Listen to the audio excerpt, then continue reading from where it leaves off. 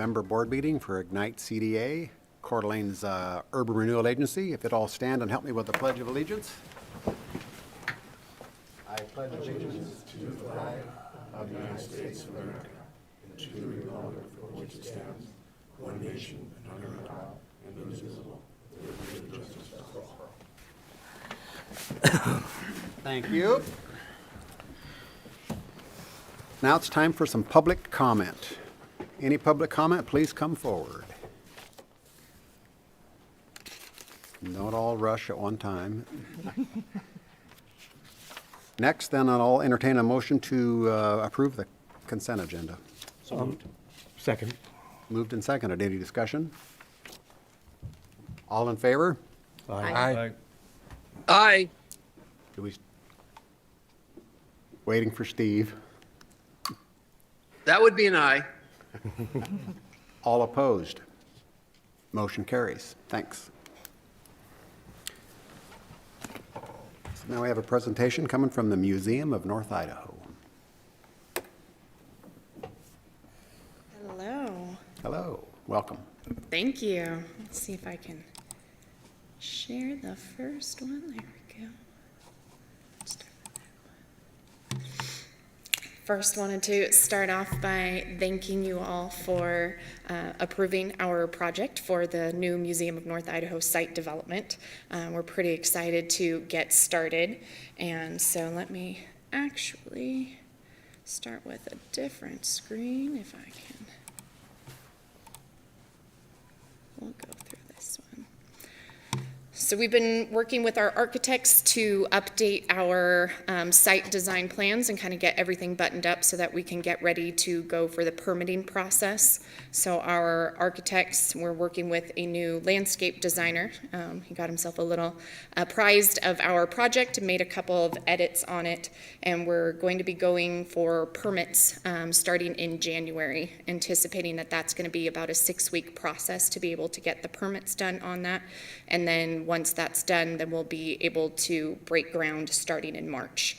So we are currently contracted with Johnson Construction to do all of the site design, and he is working on getting everything scheduled so that we have excavators that are on the schedule and ready to begin as soon as our permits are approved by the city.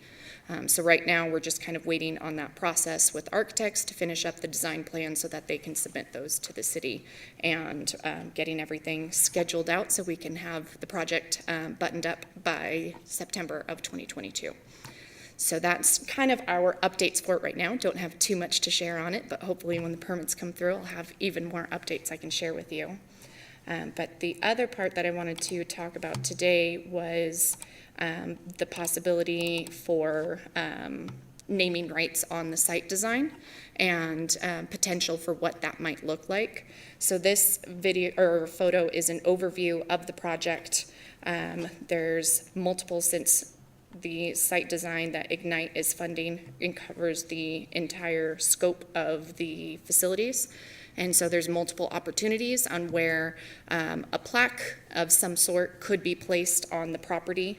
I personally think that this kind of center grassy area is probably going to be the best space to put some type of plaque or recognition up for Ignite's gift. This is our rear parking lot. You can see the museum facility up here and a walkway that connects down to our Big Hank cabin and some other interpretive elements. So this is going to be a part of the site that is probably more visited, has higher foot traffic, so seemed like a more natural place to be able to place something. As far as what that plaque might look like, that kind of depends upon what name you want to be put on it, what type of recognition, everything that goes into that, and then we can kind of work on the design from there on what that might look like. But it would definitely be something that would be prominent and very easily seen. That sounds great. Yes. Comments, questions? We'll definitely want former Commissioner Goodlander's name on there somewhere. She fought and screamed to get that property to go to the museum before she passed away. So some recognition for her would be nice. Absolutely. Yeah, She really was adamant that this happened, so. Yep. Yeah, and when we first started talking about this project, that was the first name that we threw out there. So. Yeah. So Well, I we can do have a definitely do that. question. So we are forwarding a substantial amount of funds for the exterior improvements and the landscaping and so on and so forth.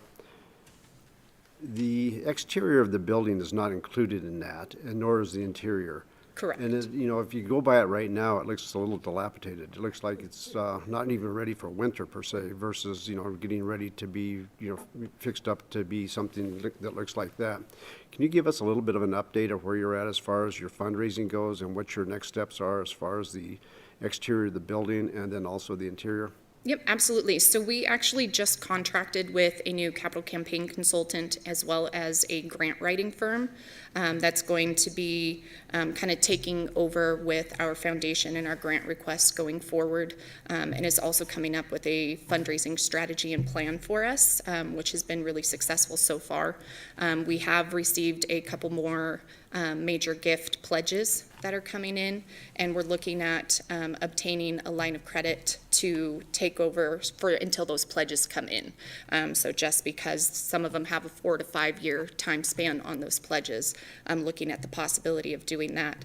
Our construction schedule that we do have, that all includes the site design as well as they're going to be simultaneously working on interior and exterior improvements of the house at the same time. So it's not just the site development that'll begin in March, but all of that will be beginning. So do you have the funding to do all the exterior work at this point in time? Not all of so the exterior for the house itself, yes, we do. You do. So what about the interior work? I know the one wing you're still holding off on. The Yep. second wing, you are going to do excavation at this point in time? Is that Correct, yep. So the excavation is going to be taking place as well. We do have the funds for that. The excavation for that underground wing will be taking place, as well as building the shell for that wing. And then everything else for that basement foundation will be part phase 2 of construction, so that'll be taking place a little bit later. Where we're focusing on right now is that level 1, level 2, and level 3 of the White House itself. And we do have, I would say, 75% of the funds that we need in order to complete that work, hoping to get the next 25% in by the time we get to that part of it. So we're doing well with our schedule so far. So how much more square footage will you have in this facility than you have currently if you don't have the lower wing down there? Will it be If we don't, for just the west wing or the entire basement? the entire basement? Well, just the west wing, because that's not even under construction at this point in time. It's just the Correct, shell. yep. So if we don't, because how the foundation, the basement foundation is we do currently have a basement foundation in there, but that's getting extended to the side for that west wing you were talking about. It's also getting extended to the south by about 10 feet to give us our archival space. So trying to take that out, if I'm going to try and do some mental math for you all right now to come up with that figure, if we didn't do that part of it, I would say that's about at 6,000 square feet. So we would have about 6,000 square feet. It would, that More than you have west wing currently. expansion is probably going to double our square footage that we have for the project. Okay. And you are on pace for, I guess the biggest question we have is that we're giving you this amount of money, and we don't want it to just decorate something that's not going Right. to get finished. No, we are We 100. could have a really nice exterior lawn area and not have a finished product, and that's Right. not what we want. No, we are on track to start all of that in March so that the progress with the house will be going right in step with the site design as well. So it won't just be one or the other taking place, but we'll have 2 different teams that are working on both simultaneously. Great, thank you. Yep. And you are on schedule for September, right? We are, yes. You have to be done by then. Yes, we have our architects, our contractors, the board, everyone has that September date ingrained in their mind, so we are definitely sticking to it. Good. I understand there were some matching donation opportunities. Were you able to access any of those? Are you talking about the NEH grant? Yes. We were not able to apply The for time that. passed and, okay. Yep. So, yeah, we had 5 months for the 1.5 million, and we didn't get it in that amount of time. So All right, too bad. Commissioner Jordan? That's too bad. Maybe there's another one. Yeah. they do it twice a year, every year. So Oh, you can try again then. we can try again, yes. Okay, and you've got the matching money now. So they give you only 5 months to do so. Oh, so you can't look back at what You you've raised? It can't, has to be a no. new 5 months? So the next time that we are able to do it is next May. So it would be any pledges or donations that are made from, I think it's December 18th until May 18th that come in. So they give you the tiniest little window in order for those donations to come in, which is what makes that grant really difficult to apply for. So do we need to withdraw our pledge? Give it back to you. Put it- Repledge it Put later in it December? between that, yeah. That's up to you all. Okay. Well, that's an idea. Good thought. I had the same question along the lines of Commissioner Arman, but can you take your pointer and just show me where the expansion points are there? Yep, so this right now is what the current basement foundation covers. So it's the exact footprint of what the J.C. White House is. So we are going to be extending so that it is this entire footprint here. So we currently have this square, and we're going to be extending out to the west and then extending out to the southern part as well to create that about 8,000 square foot basement foundation. Okay. So that gray area is where the house is sitting right now, over that This. basement that you poured, that the house got set on? Correct, yep. So this is the roof for the White House, because we're looking at an aerial shot going down. Yeah. And then we'll be extending to the south and then extending, I think I said the west to the east. And then how many, where you go to the right side of it there, now that, how many stories is that gonna be? How many, I'm sorry? You said it's a basement, is there one story over that? or- It's just an underground level, so there won't be anything on top of it. So this part right here that you see is an outdoor plaza, and that's the only thing that will be on top of it. We did different community survey work to kind of help us gather data for what we wanted to do with the project. And overwhelmingly, we're told that they didn't want to see any exterior building that was going to compete with the White House. So everything is all of the expansions are being done underground solely. Is that kind of a daylight basement? Is that how that's? No, it's, so that's where our permanent exhibit gallery is gonna be, and it's no windows, completely Okay. closed off. It's about, we're digging down about 16 feet Okay. to build that foundation. And so it's gonna be optimal conditions then for having our artifacts, documents on display, because there won't be any exterior light coming in at all. Oh, I see, so that's good. Yes. Helps us with climate control and humidity, all of that as well. So it So was that's gonna planned. be that's gonna be 8,000 feet? So this right here is 4,000 square feet. Okay. Just a little bit over, and this over here, so it probably comes right about here. It splits it almost in half so that it's just under 8,000 square feet for the whole. So I keep wanting to point with my finger, and I'm trying to remember Yeah, the cursor. and you've got two more levels on the house. Correct. So we have actually three. So there's under the basement foundation, level 0, level 1, which is just in the White House, level 2, just in the White House, and then level 3 isn't the full footprint of it, kind of almost like an oversized attic Yeah, space. so are there exhibits in that will be in the house? On the second floor, there will be, yes. So how many feet is the museum right now? We are just over 4,000 square feet. So you could almost take our entire museum and put it just into what's going to be the permanent exhibit gallery. And that's the total, that's offices and everything, not just exhibit Offices, space? storage, gift shop, entrance, absolutely everything. That's all 4,000 feet? Yep, okay. and if you came in there and saw our boxes scattered all about, you would, Well, I've it feels like it's been in it's there a few time. times, yeah. Yeah, Is there room for traveling exhibits that'll be able to come Yep. here? so we do have a temporary gallery that will also be in that level 0 basement, just outside of the permanent exhibit gallery, an area where we can have traveling exhibits or our own exhibits that we produce that'll be temporary exhibits. So I appreciate that update. I'm just trying to get my head around what you had going here again. Yeah, happy to answer any Okay. questions. Thank you. Further questions or comments, or?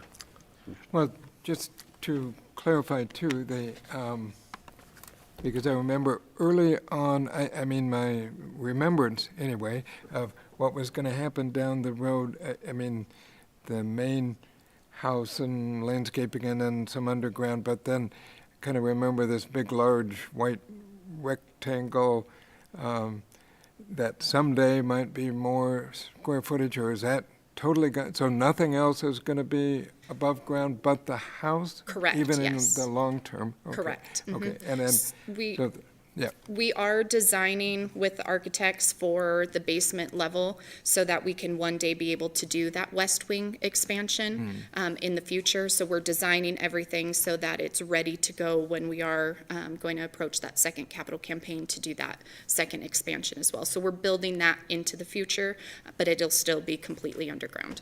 okay. And then for now, you're saying the next time, because I have the same thoughts. I mean, I drive by, gee, they worked on that porch a long time ago. Is it still going? You know, and so I think what I'm hearing is next March is when, like, public will see something. Yes, you'll So- see a lot. Yeah, yeah. So And long as the permits don't get hung up for any reason, Okay. next March is when we're I don't know hoping. if there's power there now or not, but I mean, even if you could kind of put up some Christmas lights or That's- something just to make it look like it's, yeah, there's something coming here, or a big sign still coming, or, So okay. we are gonna have Christmas lights that are up, Oh. because we do have, so all the utilities are hooked up to it. We do have electricity, and we are planning on putting Christmas lights up for this season, so. Well, just that visual cue. Yes. Okay, thanks. Thanks, Brett. Yes, Very thank much. you. Thanks, Brett. Next presentation is the Sherman Square Park.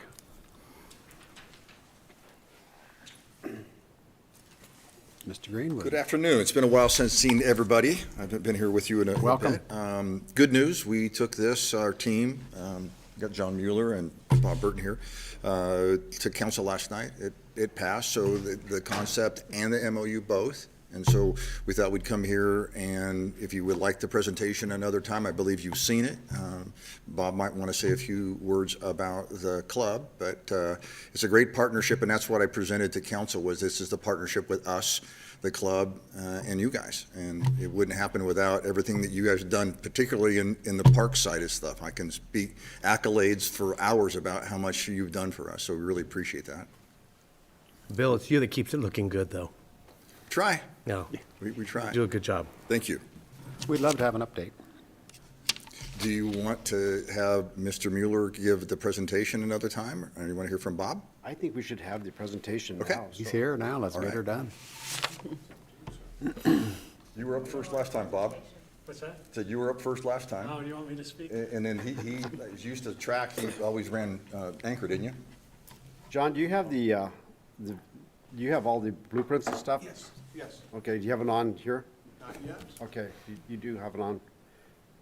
I think at this point in time, it'd be good for us to see kind of what not the final project looks like, but at least a more updated project that we've kind of got to. My name's Bob Burton, and I'm co-chair with Jody Azevedo. We're the co-chairs of the whole project. And so I'd be glad to answer any questions or give any update or history or whatever you'd like to hear.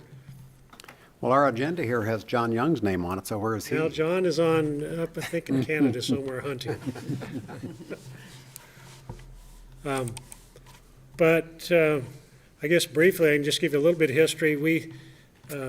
Our club is going to be 100 years old on January of this year.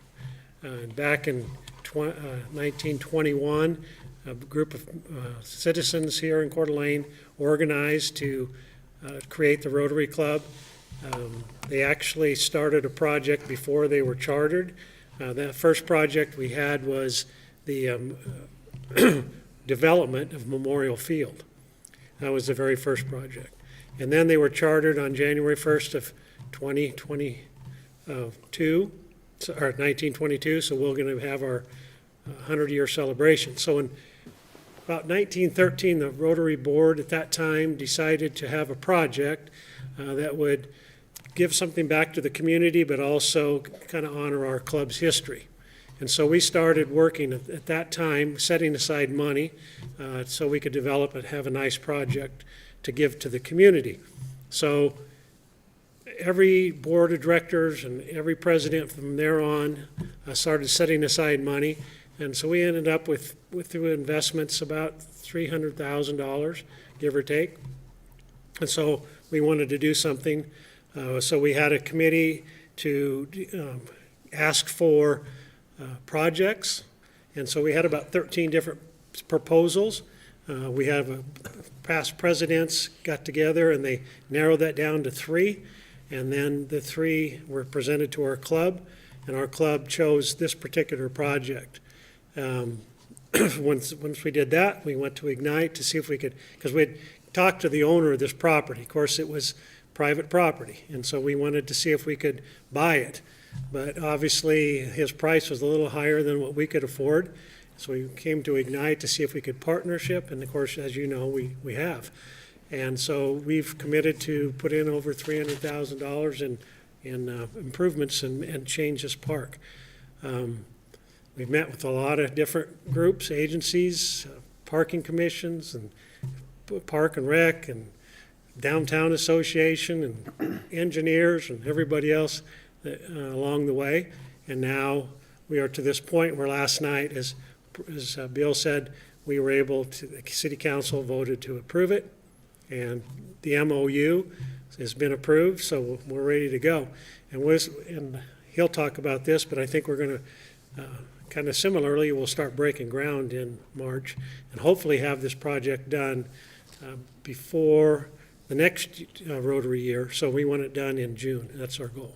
So Bob, you said we started saving money in 1913? It was 2013? Well, I think it's 2013, yeah. Or, excuse me. I wish we would have. We're slow to raise money, but not that bad. I wish we would have, if it had had foresight. But anyhow, the 2013 board they approved the project. The next group was the one that started putting in the money, so ever since then.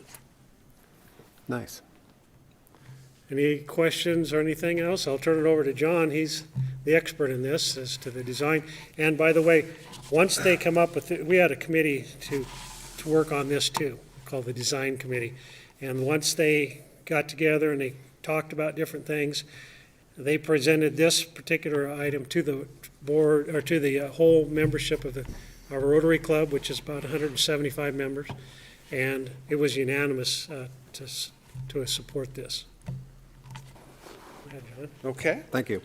Struggled a little bit, kind of like I did last night, with how much to show, because I know a lot of you have seen most of this before. It's been a little bit of time, but we'll just kind of cycle through and talk about, obviously, the history of the site, the Woolworth site, and the fire, what it left us, the effort way back 35 years ago to convert that, how the site has been used, and you know, for a host of different things, private and public, down through time. But perhaps maybe not as many uses as might be possible now in the future.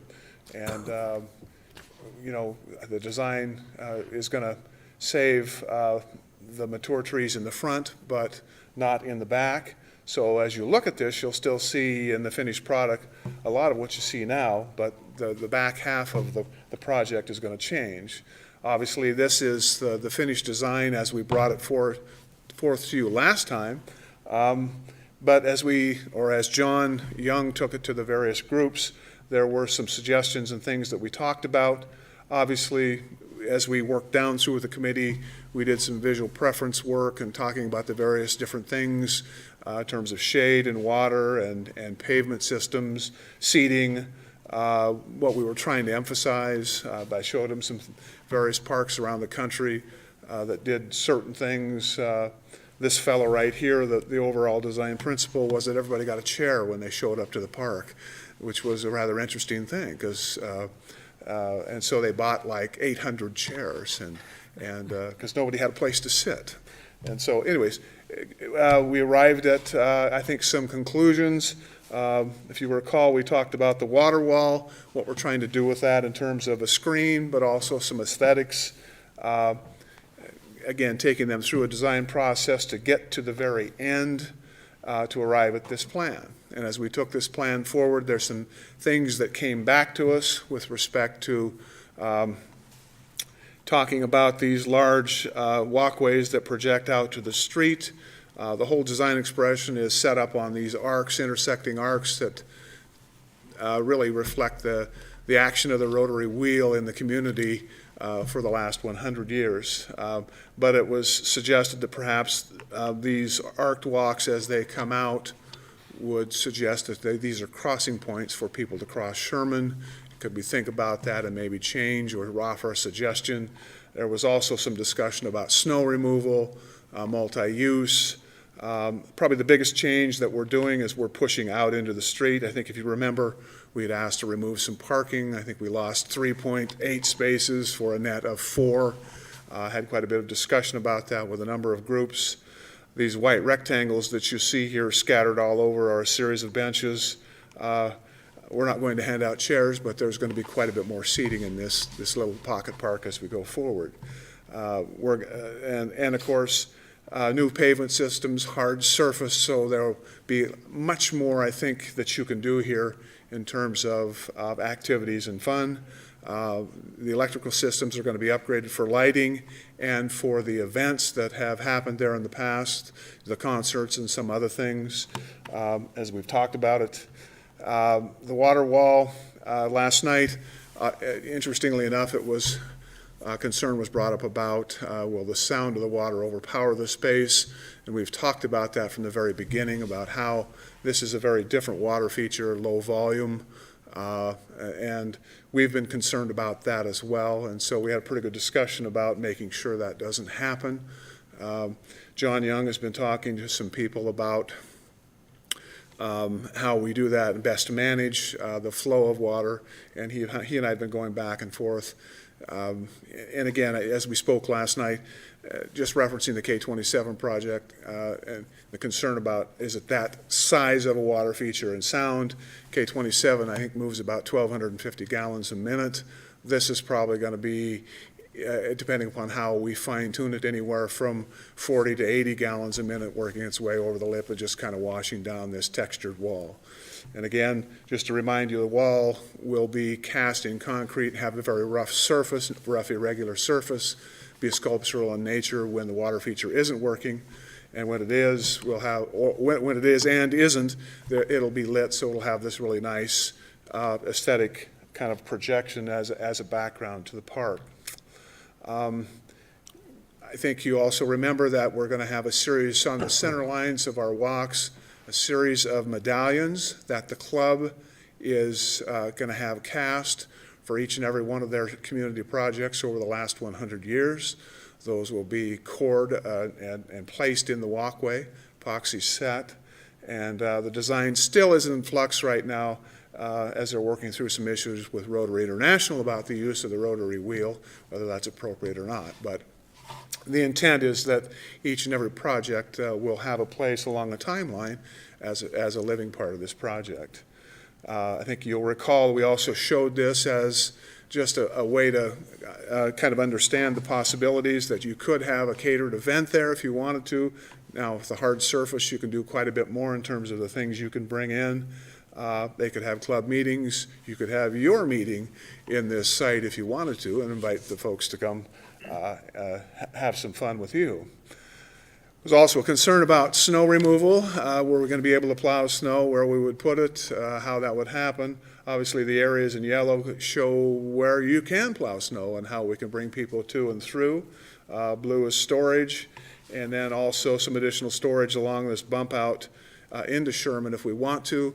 I think we're talking about the spacing of the benches and how we do that with respect to equipment and maintenance and some other things. And so I don't think we've landed on a final spacing just yet, but I think the original intent of the placement of the benches obviously was for seating and for comfort, but also for to manage the good old North Idaho pastime of off-roading. Perhaps somebody might want to take a left turn or a right turn that they shouldn't. So just to give you an idea, in responding to that notion of crossing, we are going to change some of the colors of the concrete paving system to kind of break up that extension. But this kind of gives you an idea of the materials and the colored full-depth concrete that we're going to use. This will be kind of a light charcoal. This areas you see here in the regular gray is just regular concrete surfacing. And then the tan or light pink tan is a textured concrete, stamped concrete, and then we'll cut a 4-foot grid into it. And so grass, and then the brown areas are mulched areas where we're going to do some planting and some other stuff. But it gives you an idea of the materials use, how we're going forward with placement and kind of the proportion of all the things related to the project. I'll remind you of the images. These sort of have been upgraded to kind of include the pavement changes, looking from windows across the street, at street level, as you come up the street and into the park, maybe coming back down Sherman from 4th to 3rd, as we kind of work through to the center of the park. You can see in this image a little more detail about, I'll get this mouse to work, our center discs or our timeline, how those will be placed. We will have a 5-foot bronze rotary wheel that will be cast into the flat work. And we're also, I think, talking, again, with the club. We've got some flat spaces on the wings of this wall where we're talking about maybe doing some rotary messaging. There may be some other things that come as a result of that discussion as well, maybe related to the history of the community or something else. But they offer an opportunity to maybe sandblast some text and some other things to add kind of to the design of the wall. And that kind of is a more hand-drawn look at the final design. And so what I will do is get out of that and hopefully get out of this. Could I ask you a question before you get out of that? Oh, yeah, Okay. yes. Sorry.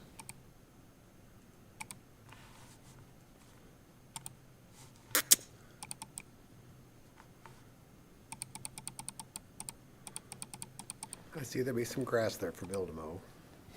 All right. So I'm just curious, so if they wanted to continue to have community concerts like they've done, where do you envision that would happen then? Well, we have left this space, actually enlarged it. Oh, and kind of where they do it right now. right where they do it now, because as we've gone down and watched this, if you see what happens, people set up and they sort of hang out all the way in front like that, and so we, and the way the light works at the time of day that they have the concerts, we felt that would be, I think, a good location to continue to do that. Yeah, I think you're right, from the sunset and so Yeah. forth. And the benches along Sherman, it looks like those don't have backs on them, so somebody could watch the traffic go by, or they could sit the other way and face the park. They're intended to be a two-way bench. Yeah, I think that's a good idea. Thanks. Yeah. Sorry you had to click back through. No. Questions, comments? So let me just do this. I think we also have kind of the animation, which is kind of the final look that we had showed before. Just to give you an at ground level and hopefully scaled understanding of what the space looks like. And my part of this, I've been involved on a kind of a volunteer basis to do the conceptual planning on this project. Molly Teal, who's landscape architect with Architects West, is doing the construction design. And we have I think we've received, I think last Friday, Mick was at a meeting where we reviewed, I think, a 40% set of drawings. And so hopefully with the next set, we'll get together with Bill and kind of talk through some of the ongoing issues, maintenance and other things. And so we hope to have that back from Molly and their group after the first of the year, so we can go to permit and bidding. I think John has said in a very firm sort of way that, the cost of this project will not exceed $325,000. And we hope to, weather permitting, winter permitting, El Nino or El Nina, depending on who or what we get, we hope to break ground in March and be completed by late June, early July at the latest. I think they want it as early as we can get it, but how early we get started will also determine when we finish. So with that, other thoughts or questions? Thank you. Great job. Thanks, John. Thank you. I just wanted to mention also that we just recently voted, and as John mentioned, there's different places that we can put some things, and we do have plans to put, recognize Ignite for their contribution to this. I just wanted to make that part of the record. Thank you. Thanks. Looks awesome. So yes, I would just add that in spite of the council, it did pass the council last night, and most of us are happy it did. So. Thanks for that, Dan.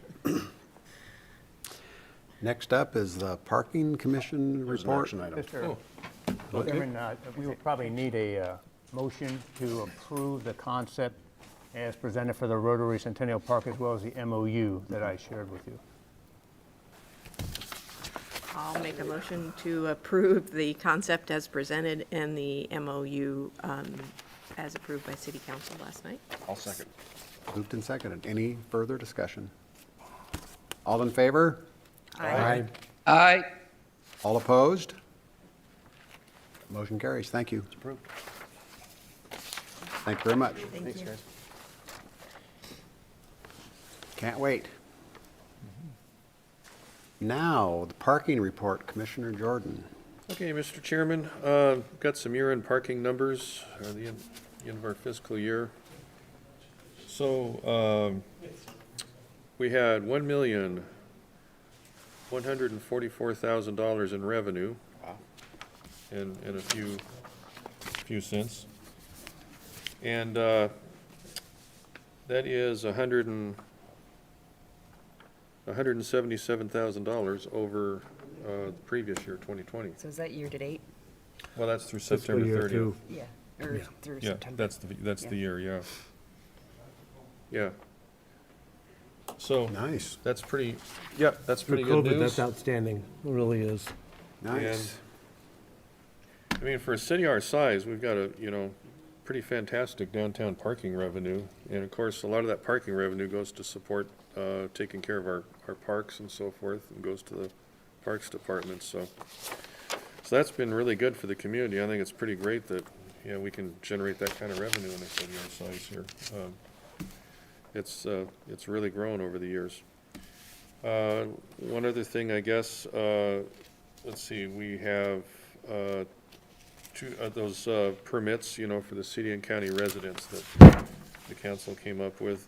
We wound up with 237 of the city permits at $10, and then we sold 90 of the county permits at $20. We have 31 spaces now in the secured portion of the Coeur d'Alene garage, $50 a month, 31 spaces. And, let's see, just got to subtract here. I guess it'd be about 311. Yeah, 311 of the monthly permits, $15. We're maxed out on those. Nice. So that's my report. Thank you, Mr. Chairman. I just wanted to add to that. Tony and I had a meeting with one of the candidates, and he loves the parking garage and has a Tesla, and so he really appreciated it and thanked us for putting in a Charging stations, yeah. station. No doubt. So, Brad, Good- is there any good thinking. discussion about, just pure curiosity, how much of the parking revenue was impacted by the garage versus some of the other parking practices that, such as increasing the cost for the lots and then creating these permit, there were some changes in the parking. Yeah, If there wasn't, that's fine. I I don't probably need to can't know. I'm give- just curious. I could think up some numbers and We get- could get Okay. the numbers for you, though. Yeah, I'd just be curious Yeah, to yeah, see, I could- it can be the hard to impact do. of I that, the could think, garage had I on could that. think some up right now, or I could give you some accurate ones later. we can wait. I'll wait for the accurate ones. Thank you. All right.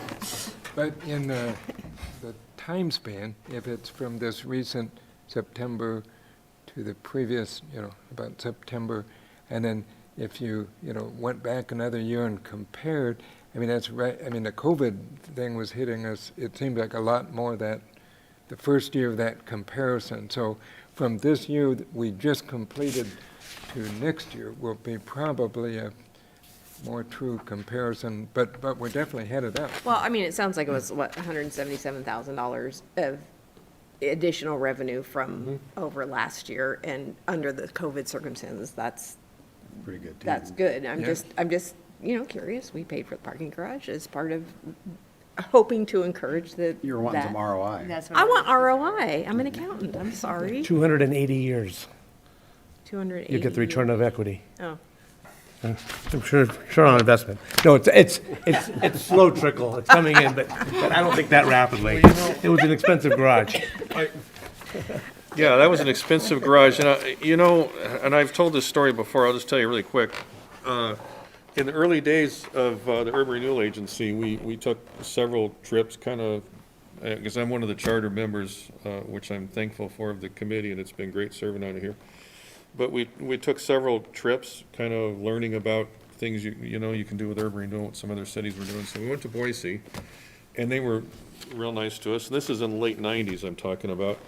And they spent a day with us and took us around. But anyway, in downtown Boise, their urban renewal agency had built several parking garages, and they said, you can't make money, with a parking garage as far as a private developer coming in and doing it, unless it's in conjunction with a development like a mall or something like that. But just to go build a downtown parking garage, it doesn't necessarily pencil, but they thought the parking was so important for the redevelopment of their downtown that that's why they fronted the money to build the parking garages. And of course, we know what a great downtown Boise has now and all the things that they've done. So I think we're essentially doing the same thing on a smaller scale here. And so I think for the health of the downtown, it's a pretty good thing that we did. And when this district sunsets, we're leaving 2 parking structures, McEwen and the Coeur d'Alene structure, free and clear for the city and the parking commission. So those will be perpetual revenue generators.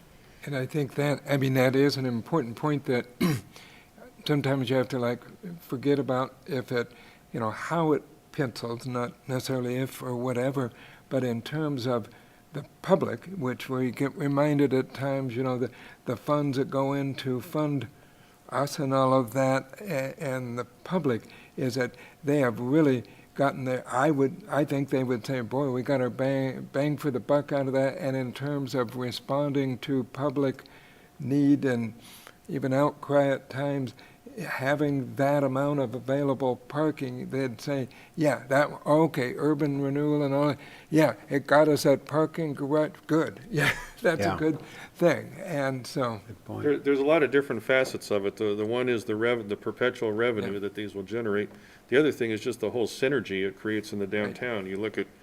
You just look at all the redevelopment in the downtown and what's going on now. In fact, my wife and I eat downtown once in a while, and here I've lived here my whole life, and it can even be a weeknight when we eat downtown. I'm looking out the window and I'll just tell her, I can't believe all the people walking up and down the street. And I remember in the 1980s when they'd talk about how you could fire a cannon down the street and not hit anybody. Yeah. And it's just amazing, how the downtown has turned around here. So that was a good response last night, as they mentioned. We had a lot of discussion. Over, okay, we're going to lose 4 parking spots on Sherman, but as somebody brought up, as the crow flies, like about a block away is that parking garage. So it's, to be able to have that counterbalance to, this, you might need to adjust a spot here or there, whatever, for the greater good. But yes, we have a good reservoir of parking for people. Years ago, I learned an important principle in downtown design is that, one thing is how important parking is in the downtown. The other thing is you can lose a few parking spots here and there. Things can shift around. You could lose 3 or 4 parking spots. If you wholesale take parking spots off the street, it's really bad for business. So sure. I think I said earlier in one of the meetings, we don't want to make a habit of removing parking spots off the street. But, for something that's important to the downtown, the community like this park, I don't think losing those 4 spots hurts anything, just so we don't start taking a whole lot of spots off the street everywhere. okay, so I didn't mean to stir up a hornet's nest with this Well, I guess. But I do think actually- the garage generates indirect income too. People come downtown that wouldn't before, they spend money Yeah, and it's create the whole tax synergy. revenue, so, yeah. I think my point was, it wasn't even so much how much money are we making. I guess my indication was if we were seeing increased revenue from the garage, that would mean it's being used and that we built something that was actually needed, used, and is helping. And I guess that's what I was really honestly trying to get to. Both of the structures, McEwen and Coeur d'Alene, are definitely being used. I think they're very important. I can't imagine right now the downtown functioning without them. When you look at how many cars those are holding. That's awesome. Good to hear. Anything else on that one? Sorry. Tony, how about the executive director's report, please? Thank you, Mr. Chairman. Thank you. It's my pleasure to invite Matt Gillis up with Corps Engineers to kind of give you an update on the Lacrosse roadway extension project and also to chat about potential additional project elements.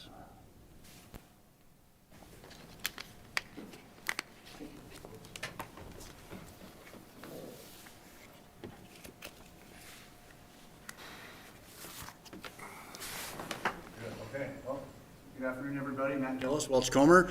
Here for a couple reasons, like Tony said. Quick update on the Lacrosse project, and then we've got a little bit of extra funding that you've already allocated left over, and we're trying to figure out what, if anything, to do with it. So after a slightly slow start on the project because of some supply chain issues, which I'm sure you've heard before, we struggled with getting pipe and pipe fittings and concrete structures, and the start of our project was sluggish. The last couple months have been much better. We've made a lot of progress. If you've been down there, I'm going to run through, there's a lot of slides, but they're quick. So I was just going to run through some progression here. So this is an aerial image looking south down towards LaPeep and Beebe Boulevard. Down here in the right corner, this is the existing Lacrosse. So the scope of our project is to extend Lacrosse down towards essentially Lakewood Drive here. And then between the new roadway and the existing Centennial Trail, there's three primary elements. One is the big 80-stall parking lot, which I'll show you. The second, to the north of the lot, is a micro soccer field. Two of those fields that are just graded to subgrade. We're just prepping them now. And then on the other side of the parking lot is same thing. We're grading for a future pickleball court. And then also just off screen is the traffic signal at Lacrosse and Northwest Boulevard. So this is a shot from the same spot. Just a few weeks later, you see we've started doing a bunch of earthwork in here, because back here there's no public function for this space. It's just kind of how it's evolved over time. And so a lot of earthwork, heavy earthwork project here. But now you see things starting to take shape. This blue blob here is the future parking lot. And you see Lacrosse starting to take shape here. And then here's where it's really looking like a project. So we've got the curb in place. This was taken last week.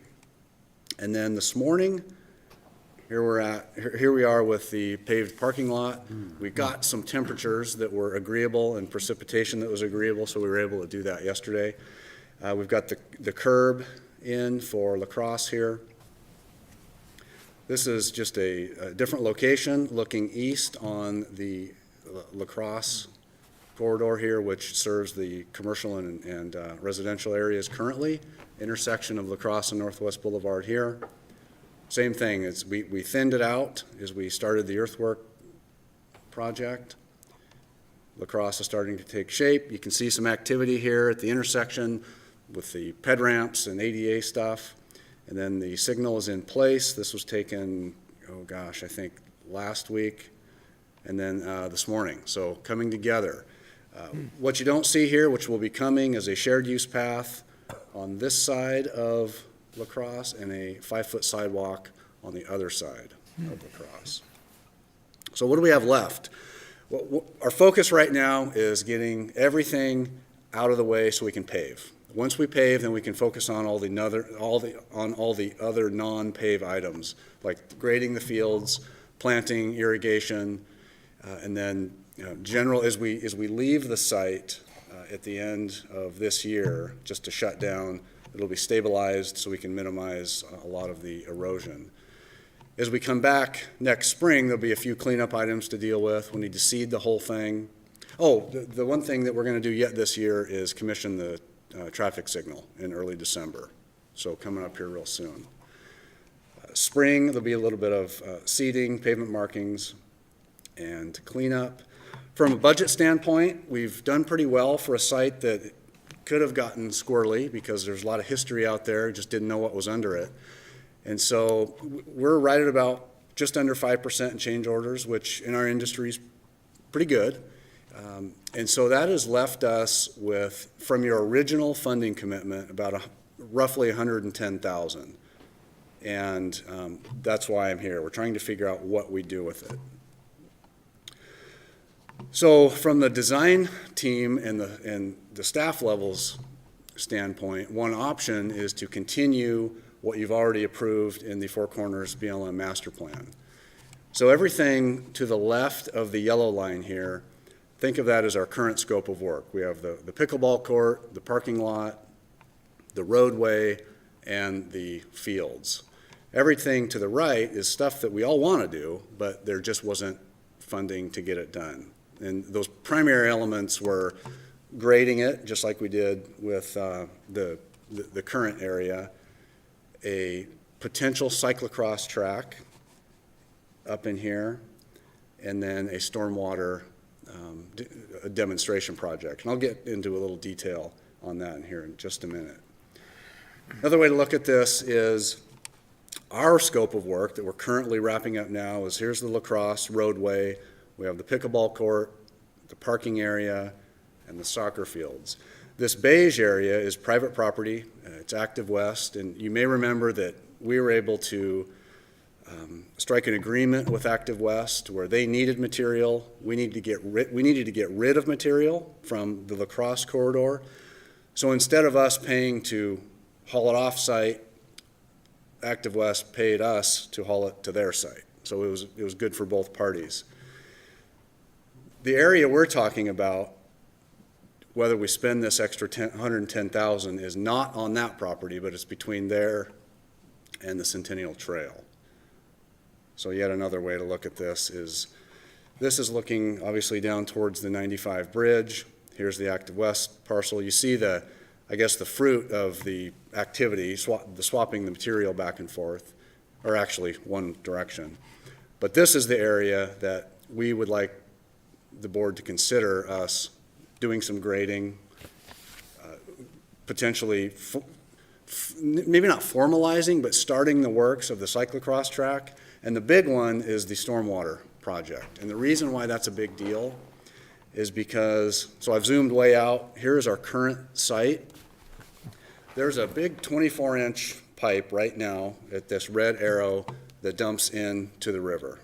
And it takes all the water that falls in this shaded area. So in theory, every drop of water that doesn't infiltrate into somebody's lawn finds its way untreated into the river. And so every chance the city gets to remove those point source discharges, they have been doing. And this is one of those opportunities.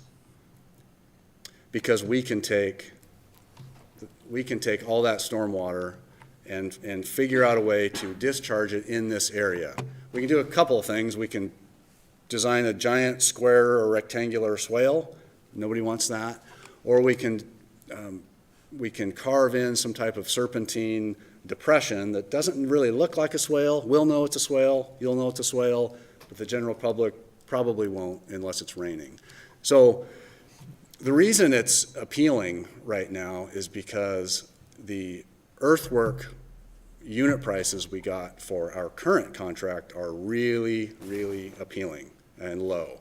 And so it makes it affordable. So as I mentioned in the memo, which I presume you read, that 110,000 combined with the city's commitment from the stormwater of 72,000, and then actually Active West with a second agreement contributing 78,000, and we've already got their commitment if we move forward, because there's a benefit to them. They'd like to see this cleaned up just as much as anybody because it has an impact on their property and their project. So for a total of about 260,000, we can't get it completely finished, but we can get the grading done, the stormwater in place, and the whole thing seeded. So then the public can use it, and then you can call it phase one. So I think what we're asking is not necessarily for more funding, because that's not the ask. It's just to take the funding that you've already given us and just redirect it into the next phase of the master plan. And Matt, you said that would complete the stormwater project? That would complete the stormwater project, yes. It would take the water out of the river. So, can I ask a Commissioner question? Okay. So two things. What was planned to go in there? Was there something besides this drainage swale? I'll just call it drainage swale for lack of a better term. Yeah, what were we planning to do? How does this interface with what we were planning to do there? So first thing, this is not cartoonish, but this is very conceptual. Sure. And so some of this stuff has moved horizontally, right? So it's not completely to scale. But there was we'll call it an open space here. There was a plan to realign the Centennial Trail. And then in this area, it was a combination of a cyclocross track, a stormwater demonstration project, which Phil and the team had in mind of taking this outfall offline back 5 years ago. And then also, probably the biggest ticket item is this overlook right here. So I'm not suggesting that our $260,000 will cover that cost, but we're just trying to move towards the. So are you saying this would fit in with the master plan? Yes. Okay. Matt, that doesn't include the grading of the cyclo track though, does it? I went to the race, the cyclocross race on Sunday, just to see what it was about, because I knew I'd be coming here to talk about it. And there really isn't a formal track or a formal surface that needs to be put down as far as I can tell. Mr. Bosley probably knows better than I do as a avid cyclist, but I think if we were able to provide some undulations and some straightaways and I think they can make pretty much anything work, because there was a lot of variety during the race. It was Is very this something interesting. like the Cherry Hill Park? Is that what you're? That's BMX. That's BMX track, okay. So cyclocross is a little bigger scale. So Okay. you're gonna have just the pads for the pickleball court and the futsal? Is it futsal? Micro soccer. Micro soccer, okay. Is that the same thing as futsal? No, just think of it as little kid soccer, So it's little smaller soccer, fields, okay, yeah. Okay. Well, because futsal's on a smaller court too. Oh, okay. So I wasn't sure if that was what you were talking about, was micro soccer. You're talking little soccer players, micro soccer Saturday players. mornings, it's packed, yeah. Yeah, okay. I was thinking of a different game, not different size of people. So that's just the grading of that. What's the actual cost to finish that project? Do you have any idea what that I would don't cost? recall the soccer fields, but did Bill leave? Yeah, he did. I do remember the pickleball courts, I want to say was 160,000, something like that, in there somewhere. Those are paved, whereas the soccer fields would just be just irrigated and seeded, right? Yes. And we're not doing any seeding or irrigation or anything at that point. We aren't currently, no. So it's just going to be left kind of natural, It'll be seeded with the dry land seed just to Okay. stabilize it. but no irrigation. No irrigation right now. Okay. It's plumbed to have irrigation expanded that direction when the city's ready for it. Okay. So Tony, what that were might you be saying- something we might oh, want to sorry. check into. Check in to see just what those costs might be. Check with And Bill. What were you saying, to the left of the dotted line where Mick was talking about, that's all, there's no money allotted for that, or it's all planned out, is that what you're saying? Well, this What is were you saying all at the first? stuff we're doing right now, with the exception of we're not actually surfacing the pickleball courts or the soccer fields. So our contractor is doing all their work on the left side of this yellow line right now. So most of this is being done. Everything to the left side of the line, except those fields will not be Yeah, finished. they won't be finished. They'll just be Yes. graded. So the parking lot's being done, lacrosse is being done through here. Right. The pickleball is right there, is that the pickleball? This is the pickleball. That's being done or not being done? That's being done just to the subgrade, so Okay. the pad. So it's part done. And then the soccer fields to the left aren't being done. Correct, just the pads. Okay. So does that mean that there would be coming back for another ask for finishing those projects? No? Those are, I'm seeing Chris shake his head no, so. I don't think so at Okay. this point. Would be interesting to know, like Mick was saying, I think that's what you were saying, to know what the cost would be Yeah. on finishing that. And I'd also be curious about the cost on that overlook over on the right side. It doesn't look like there's that much to that. You know, I've been, when I drive back and forth across the 95 bridge, when I'm heading into town, I look over there, and of course, you see all the new houses along the river there and stuff, but then you see the wasteland, like kind of where you're talking about right there, where it just doesn't look very good. So it would be nice, This area, yeah. it would be nice, you know, when people are coming into town, and also it'd be nice just for our citizens to enjoy it, if that could be done. I think to have that swale put in and have it in green space, and then maybe improve that overlook along the trail would be nice. I assume, you know, if that swale couldn't handle a huge downpour or something, it would probably have an emergency overflow into the river, kind of like a swale works in a parking lot or something where you have a dry well below it. And we just put that in place with Okay. this project. So in a 500-year storm, yes, if something needs to go in to the river, it can. But 99% of the time, Right, it'll be, the pipe will be dry. right. Matt's not here to ask about funding all these different things. He's asking about the 110,000 that's already, how to spend that. Though, it's great. We're trying to see what other things you can finish. Yeah, leads well, that'll be a into a lot of different, other that's a things. different conversation. Here's some of the, Different Leads into other conversation. things, though. The other thing that we did not award is the bathroom. There is a bathroom planned right next to, well, it's either here or it's here. There's some debate. We have flexibility to put it in either place with our utilities at this point. And that's not funded. That's correct. It was designed and it was in, but it was an alternate and it was not funded. 160?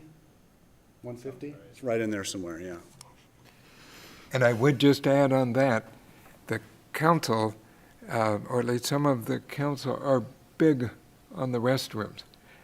And so in terms of, I wouldn't, think of that going totally away. And if there's some need for some city partnership, and I'm just talking as one guy, but I can talk about my sense of the council's mindset. So if there's some joint project for good bathroom facilities, they probably would have a receptive ear. Do some of the people on the council not like portable outhouses? That's what I've heard sometimes. Yeah. Some of the people in my household don't either. Well, I would be happy to return with the exact number for the bathroom and then better estimates for finishing the pickleball courts and the soccer fields, if that would be helpful to you. Great. In the overlook. It's interesting. And the overlook. Matt, could I say a couple things? Of course. Before they Please get do. too quick. My tongue over here, but, so we've had extensive conversations with Bill Greenwood about all these amenities, and the reason why we're not finishing the pickleball court or finishing the soccer ball fields right now is because he took on a lot with the Atlas Mill site. So he feels like he's got his hands full for the time being, and he's waiting for that to kind of settle out. So the reason why he didn't include the bathroom in this also is because of the same reason. Like, until we actually activate that area, he doesn't want another bathroom to maintain, because I think we've had to shut down like 7 of them this year due to vandalism or something like that. So those are the reasons why those components of this weren't completed with this project. And then I guess another thing to look at when thinking about this remaining BLM property and reshaping that is that the Active West contribution goes away if we don't do that. This is just an opportunity to capitalize on that. If we're going to put the money towards bathroom, the pickleball courts or whatever, we don't get his money on that because that doesn't help his project at all. And I guess I could throw in also about the cyclocross.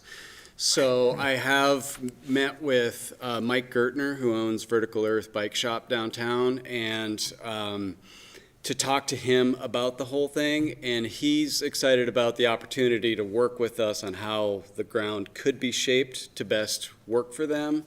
And they also run the mountain bike, the student mountain bike club races and practices there also. A lot of the race takes place on the other side of the 95 bridge in the woods there. You don't even see it, kind of there between the Harbor Center and Northwest Boulevard. But they do come out onto the flats area in this, on this side of things. And when they do a race, they just set up blue tape on each side of where they intend the people to run. And so they've been kind of changing that course over the years as they've needed to. Like when we came in here this year and moved a lot of dirt, they just had to adapt and kind of reroute their course a little bit, but they just kind of work with what they've got there. So if you have any questions for me, I'd be happy to ask them, but I just wanted to add a couple things to that. I have a question. So I understand what you're saying, Chris, but I'm supportive of the 110 to do the swale there Yeah. that you want to do. It's the So foundation. I'm not saying we should build a bathroom instead of doing the swale, so. That overlook that you were talking about there, I mean, it seems like that might kind of interface with this a little bit. This right here, right? I mean, it'd be nice, as long as we're doing that. I'm just curious what the extra price would be, just to kind of finish that out in there. I recall, at least from the planning stage, the vision back then was like a $500,000 type of a structure. Oh, so it's not Substantial. oh, so it's a structure in there too. Correct, I forgot yeah. about that. And so the idea with regrading this also was realigning the trail to make that pocket of area there so that that could be built in the future without having to move the trail later. Is there anything in the interim that can be done to make that look a little nicer in there without building the structure? Just kind of work Definitely, yeah. towards that and do some grading to work towards that and minimal landscaping maybe? That's exactly what we're Okay. trying to move towards, yeah.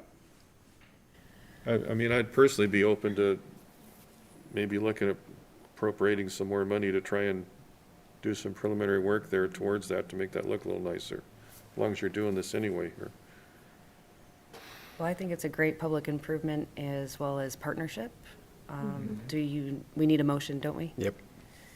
So I move to approve the La Crosse Redway Extension Project update and additional project elements. Second?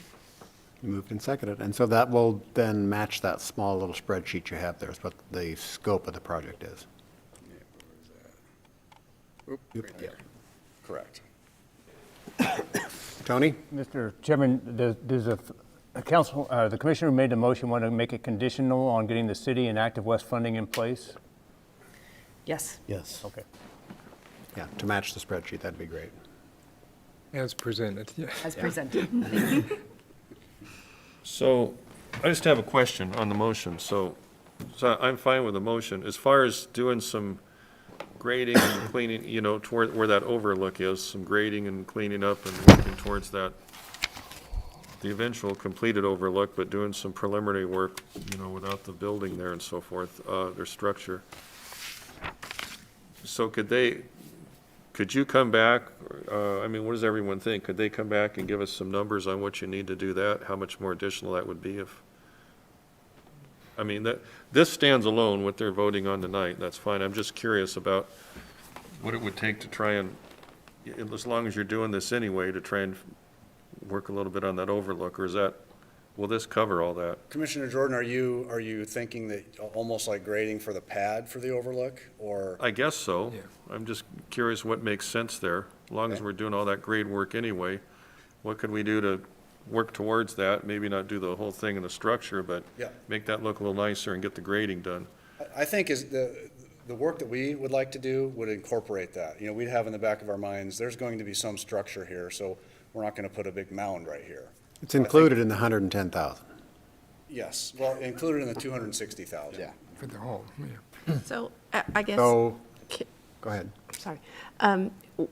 Once you do this, essentially we are setting this portion, kind of the other side of the yellow line, up for the future, while we already have the equipment and everything all in there, and the future is a little further along than maybe we might be ready for, or we may be pushing the future a little bit just because I was wondering if maybe the reason for the pickleball courts was because Parks and Rec is struggling, trying to keep up with all the new things they have to, and they're gonna have Sherman Park and everything else, so that adds just a whole bunch more to their plate. So I was wondering if that, so thank you for that. But So essentially, it's going to set it up and kind of tidy it up, basically, to kind of match what's going on between Belle Reve, the new park, and Active West. Is it essentially going to go like right down, like to the bridge, or very close to the bridge? I mean, will there be like an ugly spot there somewhere along the way in between what we're doing still? With all I the don't dead have that weeds. detail yet, but Yeah. it'll go the length of that. The length of that. Parcel, so right up near the bridge. And there'll be a thoughtful interface between the Active West property and the park property, just so it makes sense. So one other question, then, does this includes seeding and irrigation? It does not include irrigation. Okay. It will be dry land seeded, but all shaped and ready for the future. Okay. We Is ready there to any- vote? Is there any point in irrigation? Right now? Money and maintenance. Okay. So the maintenance comes into it. Yeah, a lot of mowing. So would it, I guess, would it get mowed until it browns out late, in midsummer and stops growing? I mean, would it just be wild grass growing, or we get it mowed periodically? Bill has always said he intends to knock it down a couple times a year, so, Okay. yeah. Yep. Thank you, Mr. Chairman. You're welcome. Any further discussion? All in favor? Aye. Aye. Aye. Opposed? Motion carries. Thank you. Thank you for very your much. patience. Thank you, Mr. Chairman. Next, I'd like to bring up Phil Boyd to give you an Atlas project update. I think Jeff's going to pull up thank you, Jeff. Chairman Hoskin, board members, I hope you're not disappointed Welcome. tonight because the presentation will be very short. Normally I have a number of slides, but Sure it will. Yeah, keep it short, we'll be happy. Rats, yeah. Do you know who you're talking to? so the updates, the phase one update, the north concrete intersections, one of them has been placed. There's two more that will be placed next week. The weather has been a challenge, primarily the rain. So La Riviere's been trying to find time to place the concrete. The cold weather we can deal with by putting blankets on and protecting the concrete, but the rain really makes it a challenge. So, but that's the update on there, on phase one. On phase two, the Mount Hink earthwork has started. So if you drive by and you see the dozers out there pushing dirt, we're pushing it over towards, this is standing down on the Prairie Trail looking up. You can see the dozer at the top here, and then this is at the top of the area. And so this is the initiation of the sequence of events that will start to see the pits be excavated. They'll move in their scrapers probably in a couple of weeks. So this will be the first big amount of work that starts to happen up there. From a development management standpoint, so this, as we've been moving through these things, there's a lot of activity going on with the builders and the developers that are happening. And I just, without getting into the details, I just wanted to let the board know where our energy, Tony and Danielle, energy is being spent with folks. We're still working on the Butler work that's happening here. We've received their drawings for their homes in here. There's still a little bit of work for them to do on the architectural side of things because they're subject to both the development standards and the architectural standards. They chose to put an alley in here, you might recall. And so there's some work that's been done there. Down on 5B, we have yet to receive their architectural drawings for that, but we anticipate getting those either this week or the first part of next week. So the next phase we'll be moving through is with the Architectural Design Review Committee, looking at their drawings, providing them comments back on how, if they need to make changes in order to meet the standards that you have for architectural design, and then also the development standards. The Toll Brothers that have this area here, they got out of the chute really quick and came up with an idea on how to reconfigure this from 47 lots to 50 lots. But it actually includes 2 pocket parks as well, so a little bit more public space, so it's kind of a nice layout. But we haven't seen their architectural drawings yet, so that's what we're waiting on from them. And then just as an ongoing process. We went through Area 1 and 2, we received their architectural drawings, their site layout. They're not subject to the architectural standards, because remember, those came after these submittals came in, 10 and 12 and 1 and 2. They were actually, the architectural design standards were created because of the architecture that we saw in here, and we just didn't have enough control over it, and the board went through that process. So we are getting, Atlas Building Group is really great about sending in, if they've made a revision, they send in a drawing and say, hey, we've decided to change this design of this house. We'll provide comments back to them, and hopefully they'll think about that. Active West also put a submittal in today.